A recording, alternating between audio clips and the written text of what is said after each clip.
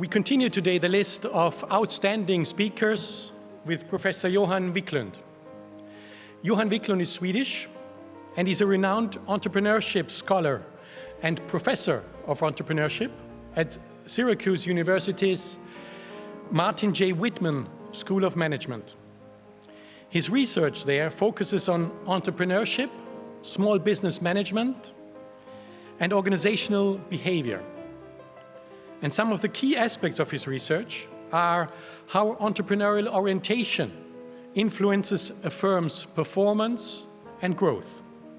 He investigated the relationship between innovation and entrepreneurship and examines how entrepreneurs manage risk and uncertainty in their ventures.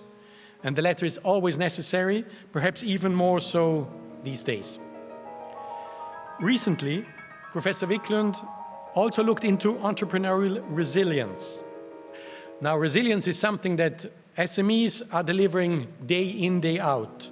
And his research is therefore very topical to our work. We're all looking forward to your lecture, Professor Wiklund. The floor and our attention are all yours. Today I'm going to talk about things that I think are close to the heart of most people in this audience, namely entrepreneurship policies here in Europe, and whether they lead to innovative ecosystems or to copycat monocultures. I want to call the path that Europe is on in terms of entrepreneurship policy, I actually want to call this Silicon Valley model. And what I mean by this Silicon Valley model of entrepreneurship policy looks something like this.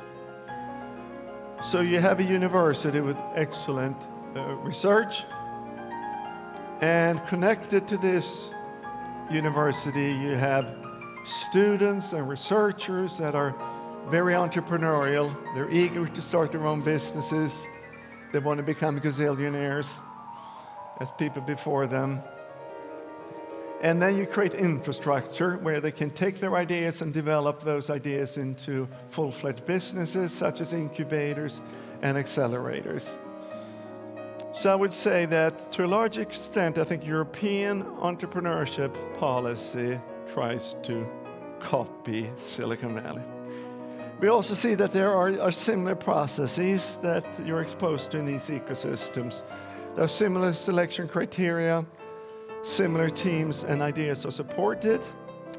So I like this one. It says that for fair selection, everybody has to take the same exam.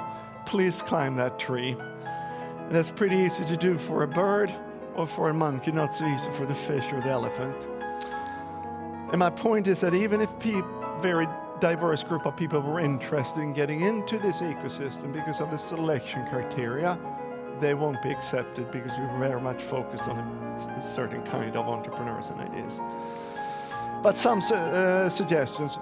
By its nature, innovation is surprising, it's chaotic, it's serendipitous, and it's uncontrollable.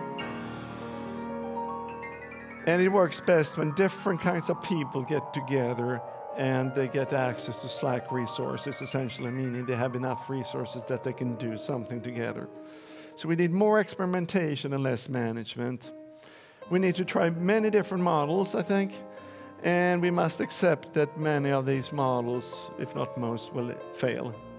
And then we should use language, we should use tools and methods that's anchored in the local culture. Just because they start talking about pivoting in Silicon Valley 5 years ago, we don't all need to be talking about it here in Europe. I think the situation is quite different. Okay, summing up, I think entrepreneurship ecosystems are way too similar along multiple dimensions. And I think it's ideas from the outside, in particular, that Silicon Valley are being imposed on these ecosystems.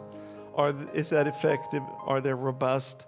I mean, we have quite little research, quite little knowledge. My belief is that they're not as effective, not as robust as they could and should be. And bottom line, I think that entrepreneurship policy needs to be more entrepreneurial.